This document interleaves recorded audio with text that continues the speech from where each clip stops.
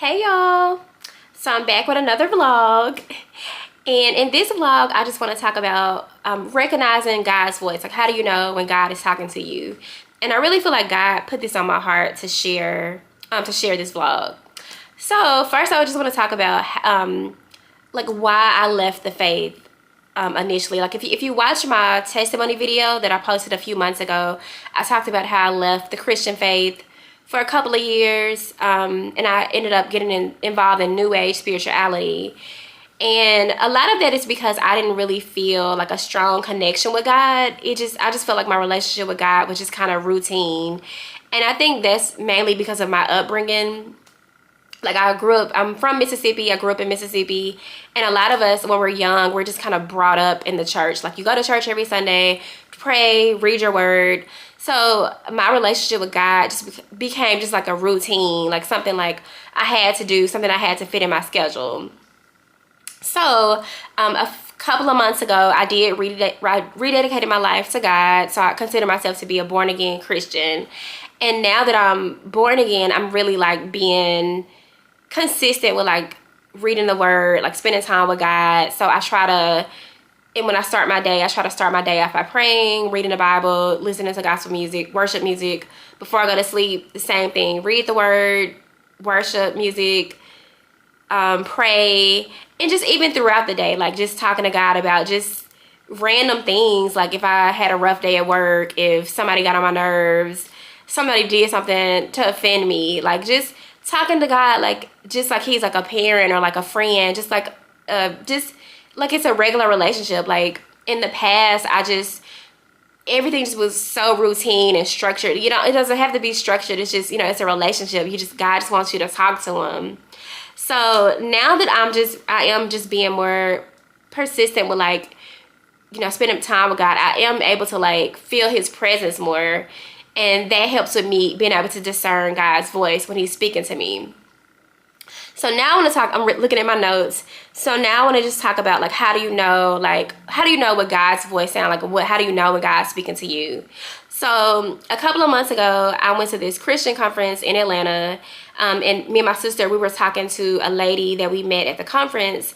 And we were just asking each other, like, when did you become saved? Like, how did you find God? Like, what made you give your life to God? And the lady, she said that she had like a supernatural encounter with God. So she said that she literally felt like a spirit come over her. Like, it was just supernatural. And I was like, wow. I said, I've heard like a lot of people talk about having supernatural experiences with God, but I've never had like a supernatural experience. And then she was just like, oh, let me pray for you. I hope that you get to encounter God. And I was just like, when I went home, I just kind of felt some type of way. I was like, dang, I said, just because I didn't have a supernatural experience, that doesn't mean that I haven't encountered God. And that's one thing we have to remember as believers. Like, all of us are different. Like, we're uniquely made. So God is not going to speak to us the same way. He speaks to us differently. Like, some people, they might have a supernatural experience, but I feel like that's because they need that experience to recognize God's voice. But other people, they just hear God's voice in other ways. And just using myself as an example, I feel like I have a strong sense of discernment. Like, I have this intuition, this deep intuition. Like, I can feel things. Like, I can feel when something is off. Like, maybe I shouldn't do this. Maybe I shouldn't go this place. This or this feels right. This doesn't feel right. So I feel like the way God speaks to me is just like intuitively. Like, it's like a strong feeling. And just two examples I'm gonna use was when I moved back to LA, and then a surgery that I have coming up. So I'm gonna talk about when I moved back to LA.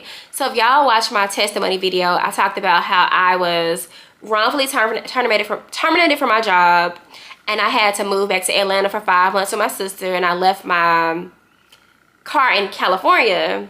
So during the 5 months when I was back in Atlanta, I ended up getting offered 3 remote jobs. So I was able to like build my money back up, save, and just kind of make up all the money that I lost after I got fired from my job. So after the 5 months was up, I was kind of like, I was like, okay, I'm about to get ready to move back to LA. I was getting ready to move back. And it's just something just kind of felt, I just kind of felt uneasy about it. Like I was just kind of like, I just felt uncertain. Like I was like, you know, I prayed. I was like, God, you know, should I go back? Should I just stay in Atlanta? You know, because I didn't want to stay in Atlanta. I was like, I wanted to go back, but I just something just felt like, it just didn't feel like right. Like I just should go back. So, and my dad was also sick. Like in my recent vlog, I talked about how my dad recently passed away from Alzheimer's this past May. And when I was getting ready to move back to LA, my mom, she was like, well, you know, your dad, you know, he's getting sick, you know, his health is declining, you know, maybe you should just wait on moving back to LA and just, you know, just stay home, come back to Mississippi and just spend some time with your dad. And I was kind of like, well, you know, I really wanted to like go back to LA. I was like, I already, you know, missed 5 months. You know, I want to go back. You know, I don't want to be in Atlanta anymore. I don't want to go to Mississippi. And I just kind of felt like, well, I have more time with my dad. Like, let me just go back to LA. Let me get settled. And then I just come back. I just figured I had more time to spend with him. So when I moved back to LA, just like the moving back process was like, it was just like really stressful. Like everything was like falling apart. It wasn't like a organized, like peaceful transition back. It was just like a lot of stuff was going on. Like for example, before I moved back to LA, I was in contact with a realtor, and I was trying to find like a rental property that was within my budget that was in Culver City. So I found a property that I really liked, and the realtor, she was like, well, when you come back to LA, you know, just call me and we can just set up a time to view the property. So I was like, okay. And I let her know I was about to move back. And she was like, okay, well, we scheduled a time for me to go view the property. So I moved back to LA. The first week I got an Airbnb. And then the next day after I moved back, I was supposed to meet with the realtor to go look at the property. And I texted the lady. I was like, hey, I said, well, are we still on to meet at this time to go look at the property? And she was like, oh, I'm sorry, somebody already rented it. And I was like, what? And I said, you know, I moved back here. I said, you know, I assume I had my hopes on staying here. Like, this is where the places I was going to live. And she was like, oh, no, I'm sorry, but I can help you find some other places. And then all the other places that she tried to show me, they were like, oh, they just didn't look nice. I didn't want to stay there. So I ended up having to get an Airbnb for like, you know, a longer period of time until I could find a place to stay. So I was just spending so much money like renting out Airbnbs, and I was going to like look at different apartments. And that was a lot of money in itself, because in LA, some apartment complexes charge you a holding fee in addition to like a application fee and a deposit. So I was spending like lots of money, like just even applying for places to stay. So finally I found an apartment. It was in Culver City, 1 bedroom. It was really nice. And it was within my budget. So I went, checked out the property. I submitted my application, and for some reason my application got denied. So I was just like, I was so stressed out. I was like, oh my gosh, you know, like this one didn't come through either. What's going on? So I ended up finding another apartment in Torrance, California. And Torrance is about 25-30 minutes from like the Inglewood, Culver City area, which is where I wanted to stay.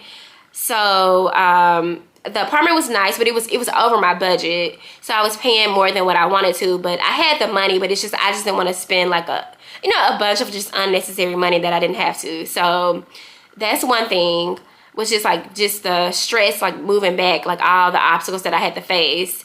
And another thing was like, when I moved back, it's just like me finding friends, building a community. So I was so excited when I got back. I was like, well, I'm going to join the Urban League, and I'm going to join all these organizations. And I became a member of the Gathering Spot, and I was just like, okay, I'm going to like make these connections, make friends.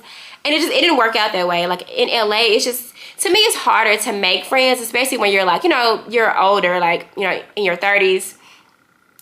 It's just harder to make like friendships, you know, as an adult. So I didn't really have any friends. Like I had like some people that I like, more so associates that I would hang out with every now and then, but it just maybe like 1 or 2 people. But overall, I just didn't really have any friends there. So I was like alone. And you know, like I said, I had this nice apartment, but I was literally just by myself. And I was just like, you know, why am I here? You know, maybe I wasn't supposed to come back. You know, things just didn't turn out the way I thought they would going back. So I ended up breaking my lease. I broke my lease, and I moved back to Georgia like in the end of February, like early March. And so after I moved back to Georgia, my dad ended up passing away about maybe three and a half months after I moved back. So I think I just maybe saw him once after I moved back. So that was like a regret that I had. Like I was like, you know, if I would have never moved back to LA, I just would have had that extra 7 months to kind of spend more time with my dad, because I assumed that I just would have had more time with him. And so now looking back, I realized that when I lost my job and I moved back to Georgia, that was God telling me that, okay, Amy, it's time for you to move back to Georgia. You know, you had your fun. You know, you said you wanted to go to LA just to kind of try it out. It wasn't supposed to be permanent. You wanted to just go, like, just, you know, try out LA. You know, I work remote. I can kind of move anywhere. But I just really feel like that was, when I got fired, God was redirecting me. You know, he wanted me to come back to, you know, just leave California.